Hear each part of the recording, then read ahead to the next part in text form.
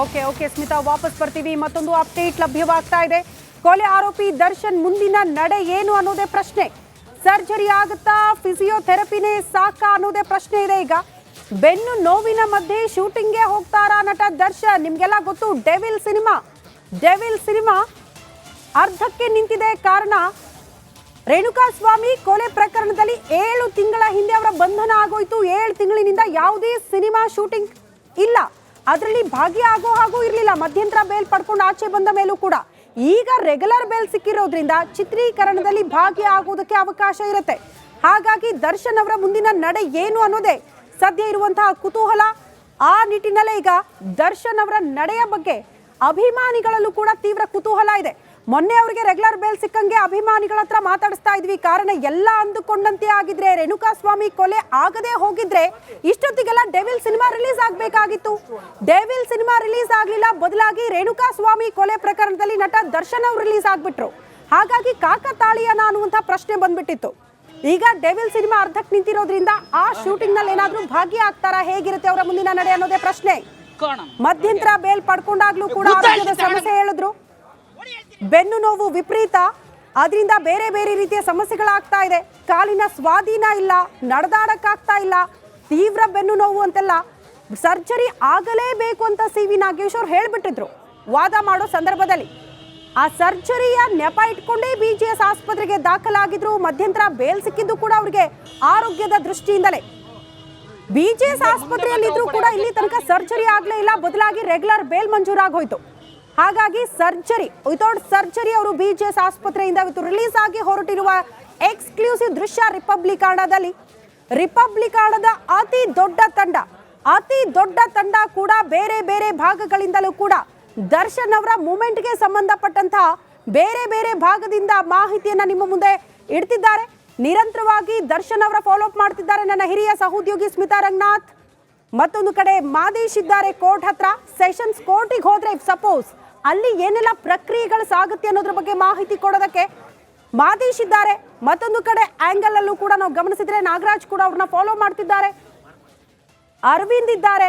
ದೀಪ್ತಿ ತೋಳ್ಪಾಡಿ ದರ್ಶನ್ ಅವರ ನಿವಾಸದ ಮುಂಭಾಗದಿಂದಲೂ ಕೂಡ ಅಲ್ಲಿನ ಸಂಭ್ರಮ ಏನಾಗ್ತಾ ಇದೆ ಅನ್ನೋದ್ರ ಬಗ್ಗೆ ನಿರಂತರವಾಗಿ ಬೆಳಗ್ಗೆಯಿಂದ ವರದಿ ಮಾಡ್ತಾ ಇದ್ದೀವಿ. ಹಾಗಾಗಿ ಅಷ್ಟ ದಿಕ್ಕುಗಳಿಂದಲೂ ಕೂಡ ದರ್ಶನ್ ಅವರ ವಿಚಾರಕ್ಕೆ ಸಂಬಂಧಪಟ್ಟಂತೆ ರಿಪಬ್ಲಿಕಾಣದ ಅತಿ ದೊಡ್ಡ ತಂಡ ಕೂಡ ಬಿಡೋ ಮೂಲಕ ಪ್ರತಿ ಕ್ಷಣದ ಮಾಹಿತಿನ ಕೂಡ ನಿಮ್ಮ ತನಕ ತಲುಪಿಸುವ ಕೆಲಸ ಮಾಡ್ತಾ ಇದೆ. ಈ ಬಗ್ಗೆ ಮತ್ತಷ್ಟು ಡೀಟೇಲ್ಸ್ ಅನ್ನ ಪಡ್ಕೊಳ್ಳೋಣ. ನಮ್ಮ ಪ್ರತಿನಿಧಿ ನಾಗರಾಜ್ ನೇರ ಸಂಪರ್ಕದಲ್ಲಿ ಜಾಯಿನ್ ಆಗ್ತಿದ್ದಾರೆ. ನಾಗರಾಜ್, ಫಾಲೋ ಅಪ್ ಮಾಡ್ತಾ ಇದ್ದೀರಿ ದರ್ಶನ್ ಅವರನ್ನ, ಬಟ್ ಯಾವ ಕಡೆಗೆ ಅನ್ನೋದೇ ಸದ್ಯ ಇರುವ ಕುತೂಹಲ.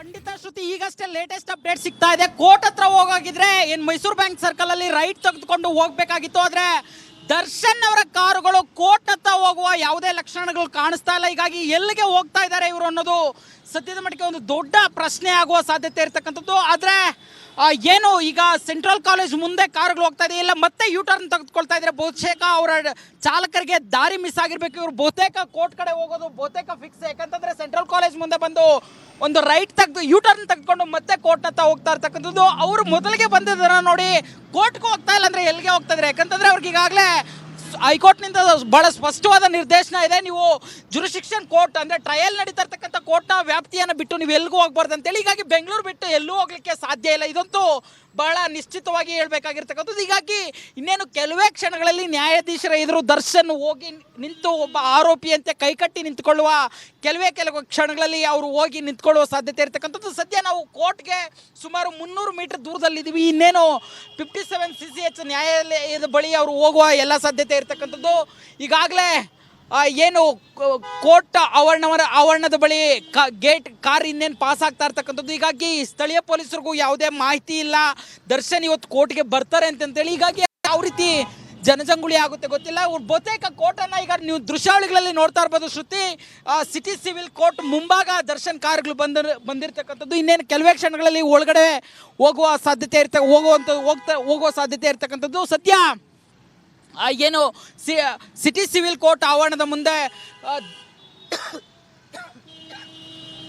ದರ್ಶನ್ ಕೋರ್ಟಿಗೆ ಹೋಗ್ಲೇಬೇಕಾ, ಅದು ಅನಿವಾರ್ಯ ಇದೆಯಾ, ಏನೆಲ್ಲ ಪ್ರಕ್ರಿಯೆಗಳಾಗಬಹುದು ಹೋದ್ರೆ ಇಫ್ ಸಪೋಸ್ ಅವ್ರು ಹೋಗಲೇಬೇಕಾದಂತ ಅನಿವಾರ್ಯತೆ ಇದೆಯಾ ಅಥವಾ ಹೋಗದೇ ಇದ್ರೂ ಕೂಡ ಪರವಾಗಿಲ್ಲ ಅನ್ನುವಂತ ಸನ್ನಿವೇಶನ ಯಾಕೋ ಮಾಧ್ಯಮಗಳ ದಿಕ್ಕು ತಪ್ಪಿಸೋ ಕೆಲಸ ಆಗ್ತಾ ಇದೆಯಾ ಅನ್ಸುತ್ತೆ ಈ ಬೆಳವಣಿಗೆ ನೋಡ್ತಾ ಹೋದ್ರೆ.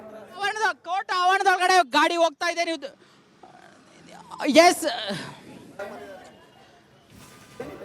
Okay okay okay okay sessions court ನಟ ದರ್ಶನ್ ಶ್ರುತಿ ಕೋರ್ಟ್ ಆವರಣವನ್ನ ದರ್ಶನ್ ಅವರ ಕಾರುಗಳು ತಲುಪಿರ್ತಕ್ಕಂಥದ್ದು ನೀವು ದೃಶ್ಯಾವಳಿಗಳಲ್ಲಿ ಗಮನಿಸಿರ್ಬೋದು. ಏನು ಕೋರ್ಟ್ ಆವರಣದೊಳಗೆ ದರ್ಶನ್ ಕಾರು ಹೋಗಿರ್ತಕ್ಕಂಥದ್ದು. ಹೀಗಾಗಿ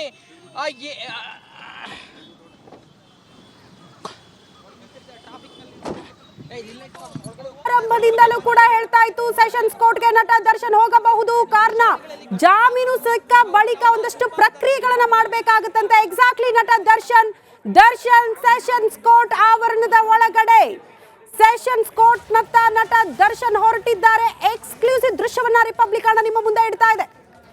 ಖಚಿತ ಮಾಹಿತಿಯನ್ನ ರಿಪಬ್ಲಿಕ್ ಕೊಡ್ತಾ ಇತ್ತು. ಅವರು ಎಕ್ಸಾಕ್ಟ್ಲಿ ಸೆಷನ್ಸ್ ಕೋರ್ಟ್ಗೆ ಹೋಗ್ತಾರೆ, ಜಾಮೀನು ಸಿಕ್ಕಿರುವ ಪ್ರಕ್ರಿಯೆಗಳನ್ನ ಪೂರ್ಣಗೊಳಿಸ್ತಾರೆ ಅಂತ. ಅದರಂತೆ ಸೆಷನ್ಸ್ ಕೋರ್ಟ್ ನಟ ದರ್ಶನ್ ಹೊರಟಿದ್ದಾರೆ. ಅದರ ಎಕ್ಸ್ಕ್ಲೂಸಿವ್ ದೃಶ್ಯವನ್ನ ರಿಪಬ್ಲಿಕ್ ನಿಮ್ಮ ಮುಂದೆ ಇಡ್ತಾ ಇದೆ. ಷರತ್ತುಗಳನ್ನ ವಿಧಿಸಲಾಗಿದೆ, ಶ್ಯೂರಿಟಿ ನೀಡಬೇಕು, ಸಹಿ ಆಗಬೇಕು. ಹಾಗಾಗಿಯೇ ನಟ ದರ್ಶನ್ ಸೆಷನ್ಸ್ ಕೋರ್ಟ್ ನತ್ತ ಹೊರಟಿದ್ದಾರೆ. ಆವರಣದ ಒಳಗಡೆ ಎಂಟ್ರಿ ಆಗಿರುವ ಎಕ್ಸ್ಕ್ಲೂಸಿವ್ ದೃಶ್ಯ ನಿಮ್ಮ ರಿಪಬ್ಲಿಕ್ ದಲ್ಲಿ 7 ತಿಂಗಳ ಬಳಿಕ ರೆಗ್ಯುಲರ್ ಬೇಲ್ ಸಿಕ್ಕಾಗಿದೆ ನಟ ದರ್ಶನ್ಗೆ. 1.5 ತಿಂಗಳಿನಿಂದಲೂ ಕೂಡ ಅವರು ಇದ್ದಿದ್ದು ಬಿಜೆಎಸ್ ಆಸ್ಪತ್ರೆಯಲ್ಲಿ ಮಧ್ಯಂತರ ಜಾಮೀನಿನ ಮೇಲೆ. ಟ್ರೀಟ್ಮೆಂಟ್ ಪಡೆದುಕೊಳ್ತೀವಿ, ಸರ್ಜರಿ ಅವಶ್ಯಕತೆ ಇದೆ ಅಂತ ಹೇಳಿ ಆಸ್ಪತ್ರೆಗೆ ದಾಖಲಾದಂತಹ ದರ್ಶನ್ ರೆಗ್ಯುಲರ್ ಬೇಲ್ ಸಿಗ್ತಾ ಇದ್ದಂತೆ ಇವತ್ತು ಆಸ್ಪತ್ರೆಯಿಂದ ಡಿಸ್ಚಾರ್ಜ್ ಆದ್ರು. ಯಾವ ಕಡೆಗೆ ಹೋಗ್ತಾರೆ ಎನ್ನುವಂತಹ ಕುತೂಹಲ ಬೆಳಗ್ಗೆಯಿಂದಲೂ ಕೂಡ ಅವರ ಅಭಿಮಾನಿಗಳಾದಿಯಾಗಿ ಅವರ ಆಪ್ತ ವಲಯದಲ್ಲಿ ಕಾಡೋದಕ್ಕೆ ಶುರುವಾಗಿತ್ತು. ಯಾವ ಕಡೆಗೆ ಹೊರಡ್ತಾರೆ ನಟ ದರ್ಶನ್? ಮನೆಗ, ಸೆಷನ್ಸ್ ಕೋರ್ಟಿಗ, ಅಥವಾ ಹಾಸ್ಪಿಟಲ್ ಅಲ್ಲೇ ಮುಂದುವರಿತಾರಾ? ಸರ್ಜರಿ ಬಗ್ಗೆ ಏನಾದ್ರೂ ಕ್ಲಾರಿಟಿ ಸಿಗುತ್ತಾ ಅಂತ. ಬಟ್ ಎಲ್ಲದಕ್ಕೂ ಕೂಡ ಈಗ ಫುಲ್ ಸ್ಟಾಪ್ ಬಿದ್ದಿದೆ. ಸೆಷನ್ಸ್ ಕೋರ್ಟ್ ನಟ ದರ್ಶನ್ ಹೋಗಿದ್ದಾರೆ. ಅಲ್ಲಿ ಎಲ್ಲ ಕಾನೂನು ಪ್ರಕ್ರಿಯೆಗಳು, ಈ ಜಾಮೀನು ಮಂಜೂರಾದ ಬಳಿಕ ಏನೆಲ್ಲ ಪ್ರಕ್ರಿಯೆಗಳಾಗಬೇಕು ಕೋರ್ಟ್ನಲ್ಲಿ ಆ ಪ್ರಕ್ರಿಯೆಗಳನ್ನ ಪೂರ್ಣಗೊಳಿಸಿ ಮೋಸ್ಟ್ಲಿ ಅಲ್ಲಿಂದ ಪತ್ನಿ ವಿಜಯಲಕ್ಷ್ಮಿ ಅವರ ಮನೆಯತ್ತ ನಟ ದರ್ಶನ್ ಹೋಗುವ ಸಾಧ್ಯತೆಗಳು. ಆಗ್ಲೇ ಹೇಳ್ತಾ ಇದ್ದೆ, ಅವರ ಅಭಿಮಾನಿಗಳು ಬಹಳ ಕಾತ್ರದಿಂದ ಕಾಯ್ತಾ ಇರೋದು ನಟ ದರ್ಶನ್ ಮುಂದಿನ ನಡೆ ಹೇಗಿರುತ್ತೆ ಅಂತ. ಈಗೆಲ್ಲ ಪ್ರಕ್ರಿಯೆ ಕಂಪ್ಲೀಟ್ ಆಗುತ್ತೆ, ವಿತೌಟ್ ಸರ್ಜರಿ ಆಸ್ಪತ್ರೆಯಿಂದ ಡಿಸ್ಚಾರ್ಜ್ ಆದ್ರು ನಂತರ ಏನು ಮಾಡ್ತಾರೆ ದರ್ಶನ್ ಅನ್ನುವಂಥದ್ದು ಬಹುತೇಕ ಜನರಿಗೆ $1 ಮಿಲಿಯನ್ ಪ್ರಶ್ನೆಯಾಗೆ ಕಾಡ್ತಾ ಇದೆ. ಎಲ್ಲ ಅಂದುಕೊಂಡಂತೆ ಆಗಿದ್ರೆ ನಾನು ಆಗ್ಲೇ ಹೇಳಿದೆ, ಈ ತಿಂಗಳು ಡೆವಿಲ್ ಸಿನಿಮಾ ರಿಲೀಸ್ ಆಗಬೇಕಾಗಿತ್ತು. ಅವರ ಅಭಿಮಾನಿಗಳು ಖುಷಿ ಪಡುವಂತಹ ಸುದ್ದಿ ಇತ್ತಿತ್ತು. ಆದ್ರೆ ಯಾವಾಗ ರೇಣುಕಾ ಸ್ವಾಮಿ ಕೊಲೆ ಕೇಸ್ನಲ್ಲಿ ಅಂಧರಾದ್ರೋ ದರ್ಶನ್, ಆಗಲೇ ಡೆವಿಲ್ ಸಿನಿಮಾದ ಚಿತ್ರೀಕರಣ ಸ್ಟಾಪ್ ಆಗಿದೆ. ಹಾಗಾಗಿ ಈಗ ಮತ್ತೆ ಆ ಡೆವಿಲ್ ಸಿನಿಮಾದ ಚಿತ್ರೀಕರಣದಲ್ಲಿ ನಟ ದರ್ಶನ್ ಭಾಗಿಯಾಗ್ತಾರಾ ಅಥವಾ ಆರೋಗ್ಯದ ಸಮಸ್ಯೆ ಇಟ್ಕೊಂಡೆ ಮೋಸ್ಟ್ಲಿ ಸರ್ಜರಿ ಏನಾದರೂ ಮಾಡಿಸ್ಕೊಳ್ಳುವಂತ ತೀರ್ಮಾನಕ್ಕೆ ಬರ್ತಾರಾ ಮುಂದಿನ ದಿನಗಳಲ್ಲಿ ಗೊತ್ತಿಲ್ಲ. ಅವರಿಗೆ ಆರೋಗ್ಯದ ಸ್ಥಿತಿ ಗತಿ ಬಗ್ಗೆ ಇನ್ನಷ್ಟೇ ಮಾಹಿತಿ ಸಿಗಬೇಕು. ಸದ್ಯಕ್ಕಂತೂ ಆಸ್ಪತ್ರೆಯಿಂದ ಡಿಸ್ಚಾರ್ಜ್ ಆಗಿದ್ದಾರೆ. ಈಗ ಕಾನೂನು ಪ್ರಕ್ರಿಯೆಗಳನ್ನ ಮುಗಿಸೋ ನಿಟ್ಟಿನಲ್ಲಿ ಜಾಮೀನು ಸಿಕ್ಕ ಬಳಿಕ ಆಗುವಂತಹ ಪ್ರಕ್ರಿಯೆಗಳಿಗೆ ಮುಂದಾಗಿದ್ದಾರೆ ನಟ ದರ್ಶನ್. ಹಾಗಾಗಿ ಸೆಷನ್ಸ್ ಕೋರ್ಟ್ ಕಡೆಗೆ ನಟ ದರ್ಶನ್ ಹೋಗಿರುವ ಎಕ್ಸ್ಕ್ಲೂಸಿವ್ ದೃಶ್ಯವನ್ನ ಕೂಡ ನಾವು ಗಮನಿಸ್ತಾ ಇದ್ವಿ. ಸಹಜವಾಗಿ ಒಂದಷ್ಟು ಅನುಮಾನ ಬಂದಿತ್ತು, ದಿಕ್ಕು ತಪ್ಪಿಸೋ ಕೆಲಸ ಆಗ್ತಾ ಇದೆಯಾ, ಮಾಧ್ಯಮಗಳ ಕಣ್ ತಪ್ಪಿಸುವ ಕೆಲಸ ಆಗ್ತಾ ಇದೆಯಾ ಅಂತ. ಕಾರಣ ನಮಗೆಲ್ಲ ನೆನಪಿದೆ, ಬಳ್ಳಾರಿ ಜೈಲಿಂದ ಅವರು ಯಾವ ಕಡೆಗೆ ಹೊರಡ್ತಾರೆ ಅನ್ನೋದು ಅಂದಾಜೆ ಮಾಡಕ್ಕಾಗ್ಲಿಲ್ಲ. ಅಷ್ಟರ ಮಟ್ಟಿಗೆ ಮಾಧ್ಯಮಗಳ ಕಣ್ತಪ್ಪಿಸಿ ಹೋಗುವಂತಹ ಕೆಲಸಕ್ಕೂ ಕೂಡ ನಟ ದರ್ಶನ್ ಅವರು ಮುಂದಾಗಿದ್ರು. ಹಾಗಾಗಿ ಇವತ್ತು ಸಹಜವಾಗಿ ಬಹುತೇಕರಿಗೆ ಅನುಮಾನ ಇತ್ತು. ಆದ್ರೆ ರಿಪಬ್ಲಿಕ್ ಬೆಳಗ್ಗೆಯಿಂದಲೂ ಕೂಡ ಹೇಳ್ತಾ ಇತ್ತು, ಬಿಜೆಎಸ್ ಆಸ್ಪತ್ರೆಯಿಂದ ಇಫ್ ಸಪೋಸ್ ಅವರು ಇವತ್ತು ಡಿಸ್ಚಾರ್ಜ್ ಆದ್ರೆ ನೇರವಾಗಿ ಕೋರ್ಟ್ ಕಡೆಗೆ ಹೋಗಬಹುದು ಅಂತ. ರಿಪಬ್ಲಿಕ್ ಕೊಟ್ಟಿರುವಂತಹ ಸುದ್ದಿ ಖಚಿತವಾಗಿದೆ. ನೇರವಾಗಿ ಸೆಷನ್ಸ್ ಕೋರ್ಟ್ಗೆ ನಟ ದರ್ಶನ್ ಹೋಗಿದ್ದಾರೆ. ಈಗ ಅಲ್ಲಿ ಕೋರ್ಟ್ನ ಒಂದಷ್ಟು ಪ್ರಕ್ರಿಯೆಗಳನ್ನ ಪೂರ್ಣಗೊಳಿಸಿ ಅಲ್ಲಿಂದ ವಾಪಸ್ ಆಗಲಿದ್ದಾರೆ ಕೆಲವೇ ಕ್ಷಣಗಳಲ್ಲಿ ನಟ ದರ್ಶನ್ ಅವರ ಫಾಲೋಅಪ್ ಅಲ್ಲಿ ನನ್ನ ಹಿರಿಯ ಸಹೋದ್ಯೋಗಿ ಸ್ಮಿತಾ ರಂಗನಾಥ್, ನಾಗರಾಜ್ ಇದ್ದಾರೆ. ಮತ್ತೊಂದು ಕಡೆ ಕೋರ್ಟ್ ಆವರಣದಲ್ಲೂ ಕೂಡ ಏನೆಲ್ಲ ಬೆಳವಣಿಗೆ ಆಗುತ್ತೆ ಅನ್ನೋದ್ರ ಬಗ್ಗೆ ಮಾಹಿತಿ ಕೊಡೋದಕ್ಕೆ ನನ್ನ ಸಹೋದ್ಯೋಗಿ ಮಾದೇಶ್ ಇದ್ದಾರೆ.